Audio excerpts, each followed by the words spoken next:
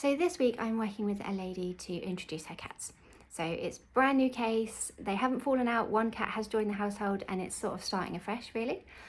So what I realised is the point of the first consultation is to talk through the cat's histories, and so we can sort of get an idea of what each cat is happy with, and talk through the environment and the setup and what's happened so far, if anything, and just sort of get all the information so I can put together a good, tailored introduction plan.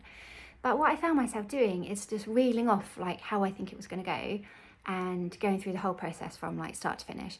And I realised that actually when we're talking about the last stages, when they are sharing and we're having to do supervised time together, that could be weeks or months away. So it's a lot of information to take in at once, and it might not even be relevant for a long while. So what I thought was useful instead is to focus on the very next step. So they'll have a behaviour report written up which will have all the information in it, but for the sake of today's conversation, it's useful to just talk through the very next step. And I realised that this is sometimes just overlooked as well. So we would think that the first step would be to see the other cat through the barrier. That's what I normally recommend, see them through the glass door or a baby gate or whatever setup you have. But actually what the first step is to make sure both cats are comfortable and relaxed and in a good mental mindset for meeting the other cat. So for that, the resident cat was put out by the fact that there's a new cat in the household, that they weren't able to go in the spaces that they're used to, and they were able to see the other cat through the window or when coming in from outside and things. So so she was upset by that, and she wasn't in the right frame of mind, and she'd lost her confidence in a way. So there's no point starting meetings with your cat in that mindset, because they're not in the place to be making friends. These interactions are not going to go well because the cats aren't okay on their own, let alone together.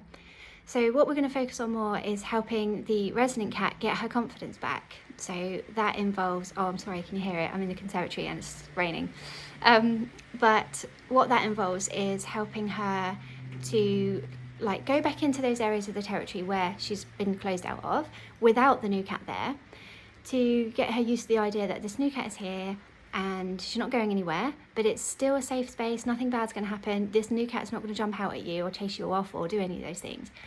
And vice versa, the new cat to be exploring the rest of the house where the resident cat currently is, on a timeshare where there's no chance of them crossing paths, but they're just getting used to the idea of being in a 2-cat household and sharing the territory and just getting their scent everywhere. So that was how I left it. This is the next step. We need to get both cats feeling 100% comfortable in the whole of the house at separate times and just getting their confidence back. So instead of seeing them skulking from A to B with their tummies on the ground and their tails low and being oh, is that other cat around? We want them to be confidently walking. We want them to be sociable, purring, rubbing around your ankles, accepting treats, playing, doing all that stuff in the areas where they're not normally able to go because of the separation.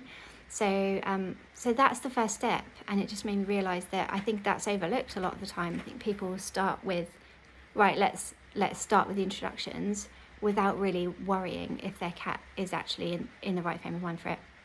But anyway, I think I might do a whole video on that really, because that would be helpful, I think, for people that are starting the process. But that's my thought from this week's case. And Fig's being adorable. I'm really sorry with messages and comments on YouTube videos, because I keep seeing them coming in and they're really good questions and I've got good responses to give. I just can't find the time to get to them, so I'm so sorry. If you're waiting on a response, I will get to them as soon as possible. And yeah, hope you guys are all keeping well and your cats are good. And look at Fig, he's being adorable. Yeah. I'll catch you on Saturday for another video. Take care. Bye.